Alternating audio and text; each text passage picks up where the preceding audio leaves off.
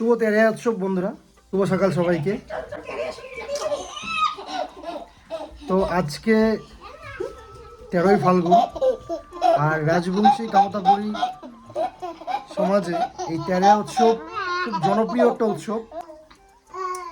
এই তেরোয়া উৎসবের বিষয়ে তোমাদের দু একটা কথা বলতে চাই। তোমরা আবার অনেকেই তেরোয়া শব্দটা শুনোনি।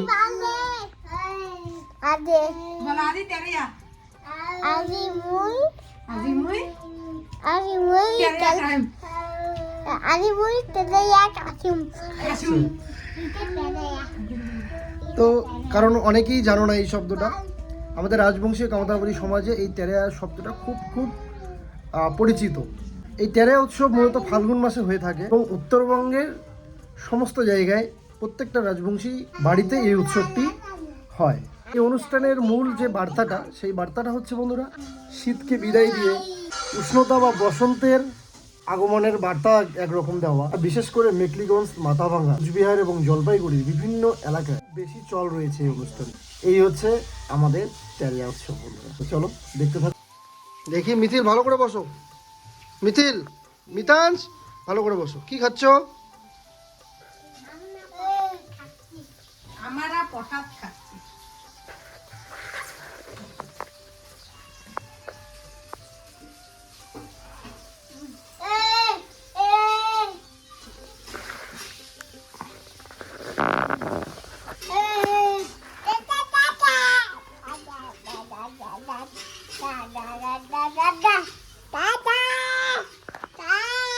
তোমাকে ডাকছে তো, বলো কি ভাই, বলো কি ভাই, ভাইকে একটু দাও।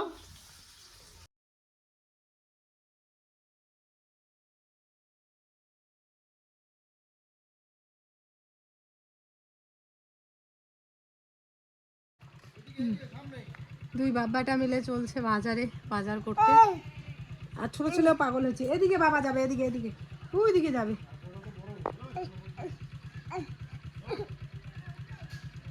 বন্ধুরা, সকালবেলা একবার রান্না হয়েছে। দেখো এখানে কি কি রান্না করেছিলাম। বড়া করেছি, বেগুন ভাজা, আর হচ্ছে ডাল করেছি। তো এই দিয়ে বড় ছেলে খেয়ে দিয়ে বাজারে গেল ওর বাবার সাথে। ছোট ছেলে খেয়ে দিয়ে ঘুমালো, আর আমি এখনও খাইনি। ভাবছি কাজগুলো করি, যতক্ষণ ঘুমাচ্ছে তার আগে কাজগুলো করে নিই, তাহলে আমার অনেকটা ফ্রি হবে। এগুলো মাজতে হবে, যেহেতু মাংস আনবে, মাংস রান্না করবো।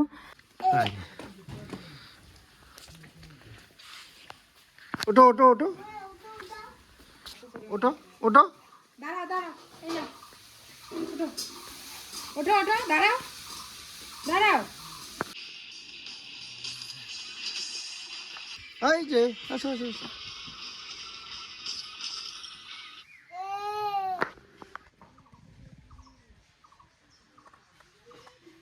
মিথিল,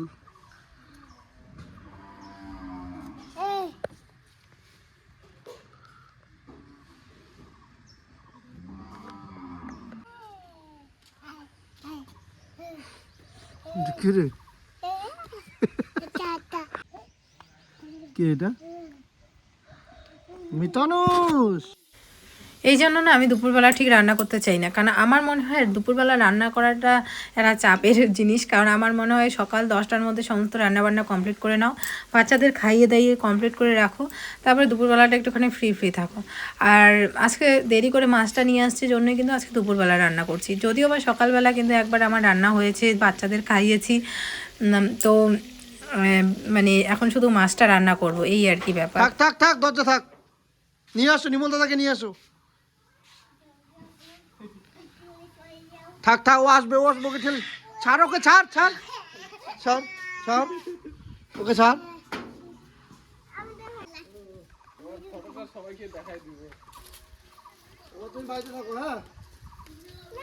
যাবে যাবে, ওকে কিভাবে আর নির্মলকে কও না, উঠে দিবে, পার করে দিবে নির্মলকে। পড়ে যাবো, নিমল দাদা তুলে দিবে, চলো। হুম,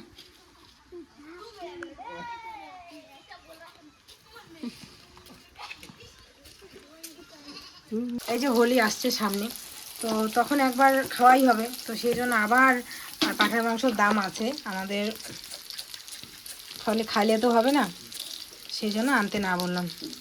একটুখানি কালো জিরা দিলাম একটুখানি। পেঁয়াজ ফোড়ন দিলাম, এরপরে যে আলুগুলো দিয়ে দিলাম, আলু দিয়ে করবো আজকে। এদিকে মাছ ভাজা হচ্ছে, বেশি না, অল্প কয়টা আলু।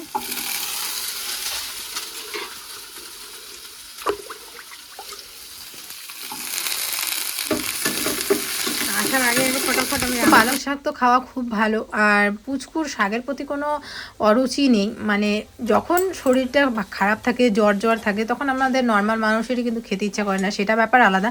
কিন্তু এমনি সময় কিন্তু শাক ঠিক আছে, ওর ভালোই বাসে। তো পালং শাক যেহেতু আমাদের নিজের ক্ষেতেরই আছে, তো সেই জন্য ভাবলাম যে একটুখানি তুলে নিয়ে আসি, একটু শাক রান্না করি।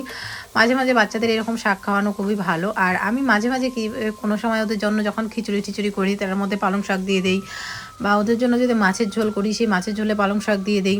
তো শাকটারও মানে যে ভিটামিনটা আছে সেটাও আসতেছে, সাথে মাছের ঝোলেরও একটা ভিটামিন আছে সেটাও আসতেছে। তো এই হচ্ছে ব্যাপার। আর শাকটা, পালং শাকটা আমার 2 ছেলেই খায়, শুধু যে মিতাংশ খায় তা না। ছোটো ছেলেকেও যখন আমি ভাত খাই, ভাতের সাথে চটকে শাক দিয়ে দিই। শাক বা তারপর গাজর, মটরশুঁটি, বিনস যা থাকে আর কি, ঘরের সবজি সব দিয়ে ওকে আর কি খাওয়াই। তো এই হচ্ছে ব্যাপার। তো এদিকে শাক বসিয়ে দিয়েছি, তাড়াতাড়ি করে রান্নাবান্না করছি, আবার 2 ছেলেকে স্নান করাতে হবে, এদিকে গরম জল করতে হবে। আর জানো আজকে রাশি ওরা এসেছিলো। রাশিদের তোমরা সবাই চেনো, সবাই রাশিদের না চিনলেও রাশিকে তো সবাই চেনো, কারণ রাশি মিতাংশ যখন হয়েছিল তখন অনেক করেছিল, তোমাদের ভিডিওতে দেখিয়েছিলাম। মোটামুটি 1 মাস এসে আমার সাথে ও ছিল, স্কুল বন্ধ ছিল তখন, গরমের ছুটি ছিল 1 মাস, কিন্তু ও এসে আমার কাছে ছিল। আর ওর ভাইকে অনেক অনেক করেছে ও ভাইয়ের জন্য, মিতাংশের জন্য। সত্যি এই ভিডিওগুলো থাকবে, আমি যখন না থাকবো তখন যাতে মিতাংশ দেখতে পারে যে ওর জন্য রাশি অনেক করেছে। তখন রাশি অনেক ছোট ছিল, তো ওর ভাইকে দেখা মানে তখন তো আর সেরকম করা কি, তখন তো মিতাংশ অনেক ছোট, কোলের বাচ্চা, 3 মাস না 2 মাস কি 3 মাস এরকম হবে ওর। তো ওকে তো আর মানে কোনো কিছু করতে হয় না, শুধুমাত্র দেখে রাখতো, খেলা দিত, এরকম করতো আর কি, কোলে নিয়ে বসে থাকতো। আমি তখন রান্নাবান্নায় সমস্ত কাজ করতাম। তো কী হয়েছিল বলো তো, তখন রাশি অনেক করেছিল। তো রাশিকে সেই সূত্রে আমার ভিডিওর অনেকেই চেনে। তো রাশি ওরা একটা চ্যানেল খুলেছিল, তোমরা সবাই জানো, কিন্তু সেই চ্যানেলটাতে মানে 1 বছরের মতো ভিডিও দিয়েছে, তারপরে এখন করা ছেড়ে দিয়েছে। তো রাশির মা আর রাশি ওরা এসেছিলো আজকে। তো আমি বললাম দেখি কত ডলার হয়েছে তোদের, না হয়েছে ভিডিও করা তো ছেড়ে দিয়েছিস। তো দেখলাম যে অর্ধেকেরও বেশি ডলার ওদের হয়ে গেছে জমা। শুধু আর কয়েকটা দিন কন্টিনিউ ভিডিও করলে ওরা পেমেন্ট পেত, কিন্তু ওদের মনে অধৈর্য এসে গেছে। আর মানে থাকে না একটা, এরকমটা হয় অনেক সময়, আমাদেরও হয়েছিল, যখন করতে করতে কীরকম ভিউজ আসতো না, ডলার পেতাম না, তখন মন থেকে একটা উঠে যেত, ধর করবোই না। সেরকমটা ওদের সাথে হয়েছে, যার কারণে ওদের আজকে খুব বকা দিয়েছি আমি। তো এদিকে পালং শাকটাও হয়ে যাচ্ছে বন্ধুরা। এদিকে দেখো আমার এখনো মুখে তেল দেয়নি, আমি ফটাফট রান্না করছি, কারণ ছেলেদের খিদে পেয়ে গেছে। যদিও বা মিতু দুজনেই সকালবেলা খেয়েছে, তবু একটার মধ্যে ওদের খাওয়ানো অভ্যাস, ওদের একটার মধ্যে আমি খাওয়ানো অভ্যাস, তো একটা বেজে গেছে মানে ওদের আমার খাওয়ানো অভ্যাস। তো এখন আমি ফটাফট করে এই ঝোল দিয়ে তারপর যাবো উনানে জল গরম করতে। বেশিক্ষণ টাইম লাগে না, উনানে জল গরম করে দুজনকে স্নান করিয়ে দিয়ে তারপর খাইয়ে দিয়ে ঘুম পাড়াবো। জানি না মিথিল ঘুমায় যে কি না, কিন্তু মিতাংশের ঘুমানোর চান্স আছে।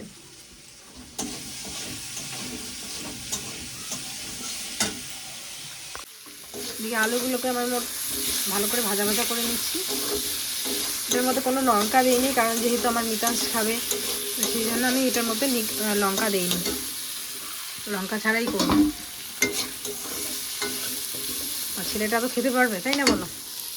ছেলে খেলে তখন একটা মার সব দিকে দিয়ে শান্তি। বাচ্চা যদি না খায় তাহলে মার শান্তি নেই কোনো কিছুতেই। আমি এখন মজা করে রাঁধতে গেলাম, অথচ আমার ছেলে খেলো না, আমার শান্তি নেই।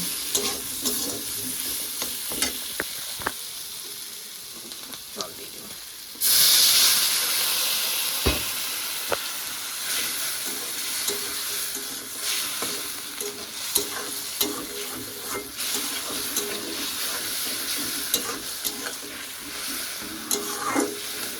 ওদের বড় ঠাম্মিদের মাছের ঝোলও খুব পছন্দ করে, কারণ ওর বড় ঠাম্মিরা লঙ্কা দেয় না, তো লঙ্কা ছাড়া খায়,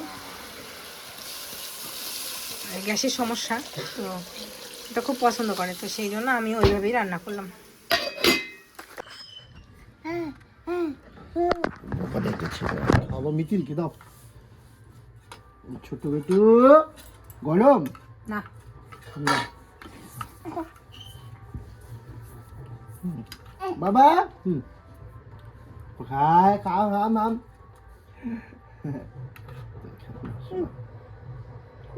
হেলিকপ্টার খাবে না, কেউ খাবে।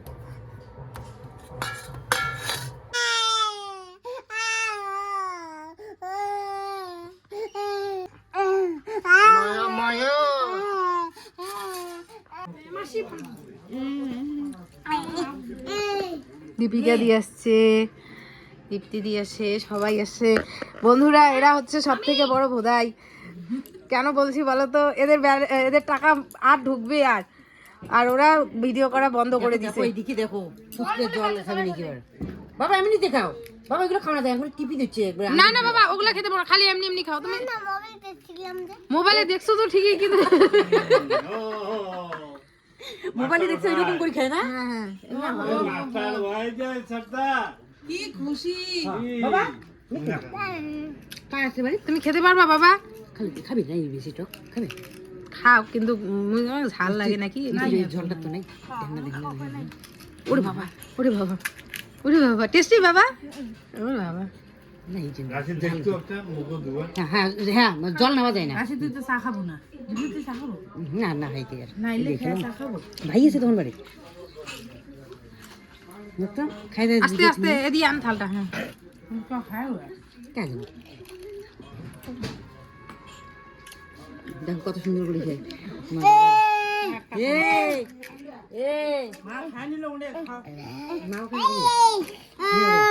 ও তোমাকে দেয় নাই বাবা? নাও।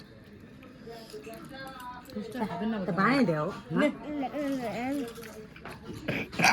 বেশি মুই বানাই।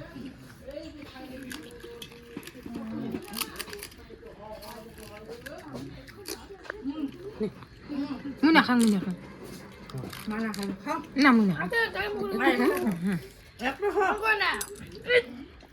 চা খাই আসলাম, আমি চা খালুম। ঝাল লাগছে বাবাই? নাও খাই নাকি খাবে? না বয়ে না করে দে।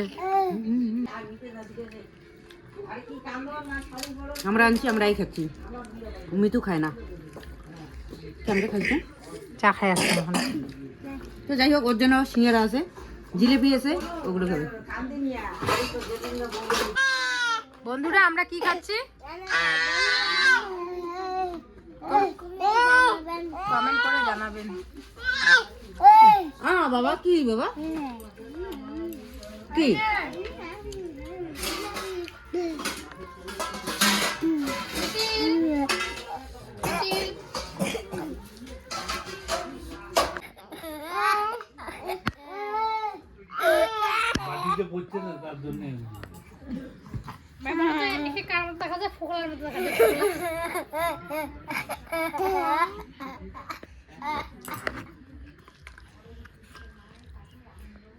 কার মতো দেখা যায়, ফোলার মতো দেখা যায়, ফোলের মতো বলতো একে কার মতো দেখা যায়, ফোলার মতো দেখা যায়।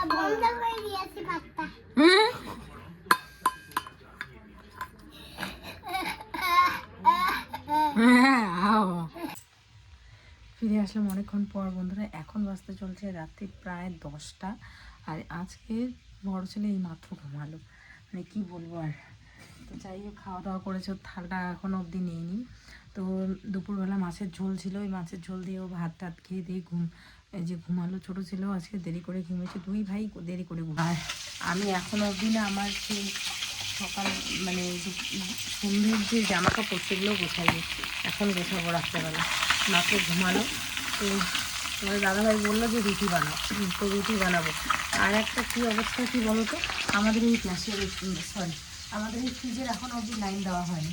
ওইদিকে দেখো কানেকশন আছে, ওই যে তারটা আছে, কিন্তু কী বলো তো এখন অবধি তারটার মধ্যে না লাইন দেওয়া হয়নি, যার কারণে মাছ নিয়ে আসছিলো দুপুরবেলা। তো মাছগুলো আমি দুপুরবেলা কী করেছি বলতো, অর্ধেক রান্না করেছি আর অর্ধেক নিয়ে রেখে দিয়েছি। পট করে মনে করলো এই মাছগুলোকে আমার ওরকম করে যদি সারাতে থাকে তাহলে তো নষ্ট হয়ে যাবে, কালকে বড়ো ছেলে খেতে পারবে না। বড়ো ছেলে শুধু না, আমরা সবাই খাবো, কিন্তু খেতে পারবো না। আগেকার দিনের মানুষরা নাকি মাছগুলোকে হালকা হালকা করে ভেজে রেখে দিতে এইভাবে। আবার কালকে যখন রান্না করবো তখন আরেকবার ভেজে নিব, এইভাবে ভেজে রেখে দিত, তাহলে নাকি মাছ নষ্ট হতো না। তো আমিও সেই প্রসেসিংটা করলাম আর কি, হালকা হালকা করে ভেজে রেখে দিই, যাতে করে কালকে রান্না করতে পারি, আজকে যাতে নষ্ট না হয়। আর আরেকজন মহারাজ কি বললো, রুটি খাবে, তো ভাত আছে অল্প, ভাত আছে আর কি, ভাত নিয়ে যে তা না, তো রুটি খাবে বললো, তো সেই জন্য রুটি বানাবো। উঠ রে উঠ, তাড়াহুড়ো তো না, ইস সব কাজ লেট হয়, তাড়াহুড়ো করে যদি কোনো কাজ করি না সেই কাজগুলো হতেই চায় না। একটু বেশি করে আটা মাখলাম যাতে করে কালকে সকালেরও হয়ে যায়। আর এই হচ্ছে বাঁধাকপি, দোকানে মাছের তেল ছিল, তো তেলটা আবার বেগুন দিয়ে করবো, সেই জন্য ভাবলাম যে না বাঁধাকপির মধ্যে দিয়ে দিই, বাঁধাকপির মধ্যে দিয়ে দিলাম।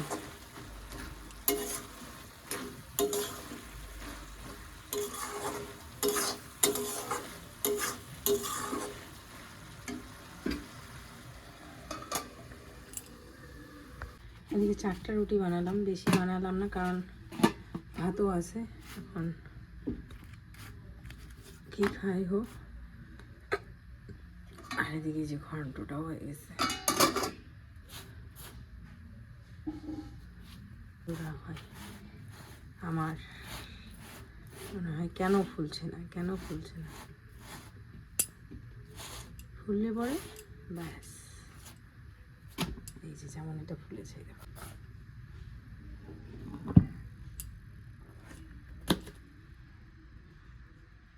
বাজতে চলছে 10টা 41, মানে 11টা বাজবে। আর এইমাত্র ঘরটা পুরো পরিষ্কার করলাম, তোমাদের দেখাই একবার, দাঁড়াও। জামা কাপড়গুলো পুরো ভাঁজ করে রাখলাম, এখানে কী অবস্থা হয়েছিল, আর এগুলো তো কালকে ধুতে হবে।